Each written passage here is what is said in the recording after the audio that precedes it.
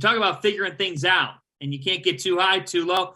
9 of the 14 teams in the conference have 3 or more league wins. There were 3 games today in the Big Ten. There's 2 more tomorrow, including an MLK Day special between number 3 Purdue and Michigan State from the Breslin Center. We'll get to that.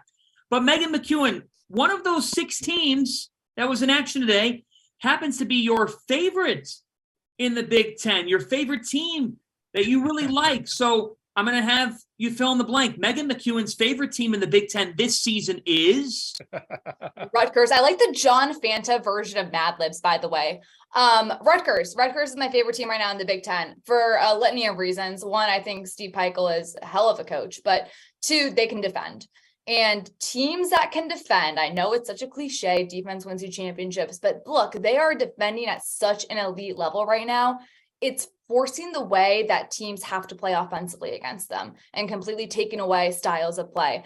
I've just been so impressed with, Caleb McConnell continues to, he's the reigning defensive player of the year in the Big Ten, but he just continues to have that defense prowess. But offensively, Rutgers is killing it right now. Hello, Cam Spencer, perhaps the most impactful transfer in the country, who has been a freaking killer. Yeah. 2 games in a row, he's hit the game-winning 3.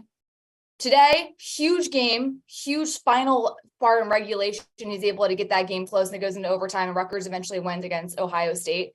Cam Spencer has just come out and played with so much swagger and somehow fits into this group so well.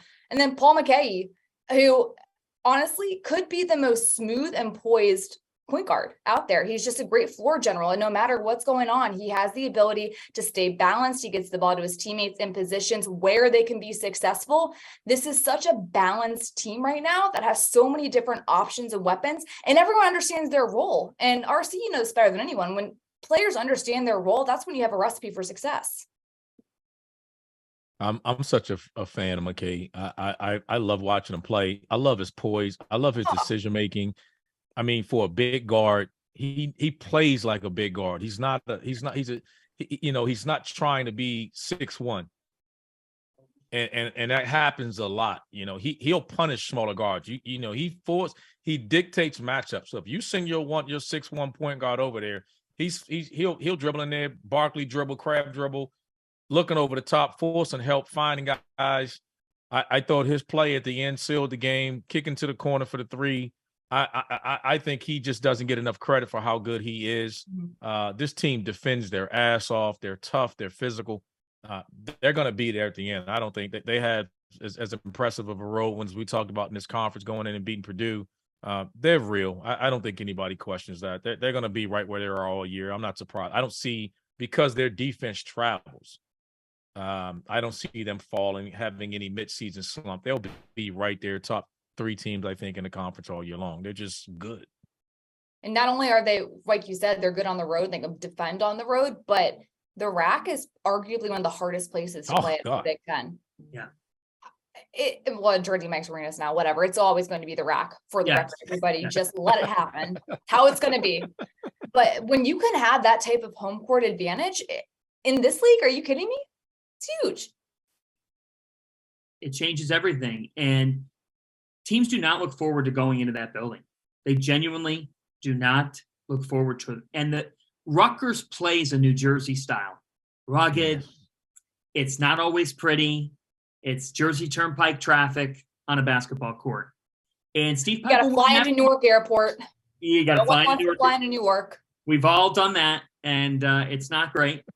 And I'll tell you what, they put the game on their terms. Yep. Mm-hmm. And that's the ultimate compliment, because guys, in the Big Ten, that is the Big Ten, right? Teams that put it on their terms, that are going to make you fight and make you claw. And it's like Rutgers takes that mentality of Big Ten basketball, and then they put their own spin on it. And the job that Peichel's done, we should bring up this news as well. Earlier today, after the win over Ohio State, 5-star forward Arius Bailey committed to Rutgers in the locker room. Wow. He's a 2024 class prospect. Kentucky was in the mix for him, among other big-time schools. Rutgers just got their highest-ranked recruit in program history after the win over Ohio State. The point, Like when they first came in the Big Ten, I think a lot of people were skeptical. How would they work? Would they be able to win? Football's a different story. When it comes to basketball, Rutgers has added value to the Big Ten Conference. Guys, you know who they remind me of from an identity standpoint? They're like the Virginia of the Big Ten. They got that brand, that physical, that toughness. Like they're going to play their way. And if you try to play their way, you're in trouble. But they just seem to always figure out where you're not running away from them. They're going to control the pace and tempo. They're going to run on their terms. They just seem to make, and if you try to force the pace and speed up, you end up hurting yourself, taking quick shots, and they just come back down, score quickly. They're going to be there. They have an identity on the defensive end. They're real. I mean, we can talk all day about them. Everyone loves a physical brand that they play with. They got some athletic guys. They got some ballers, man. They're just a legit team. And they're closing out games. You know, like at that Northwestern game earlier this week, and Northwestern is night and day from a year ago defensively, one of the best teams in the Big Ten on that side of the ball. And for Rutgers to come out the way they did and close that game on the road, they were in a tight one with Purdue when they ended up winning that game too. Like they're playing in these tight games and they're winning these close games. It's one thing to be in a tight conference game on the road, but it's another to actually come out and finish it. I just think the balance of this team, the experience they have, and how everyone clicks chemistry wise, there aren't very many teams in this league I think that can beat them.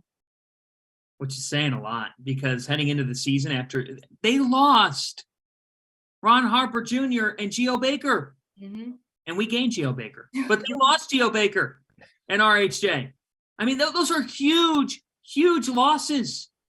And here we are. Here are the Scarlet Knights right back at it. They're 5-2 in the Big Ten.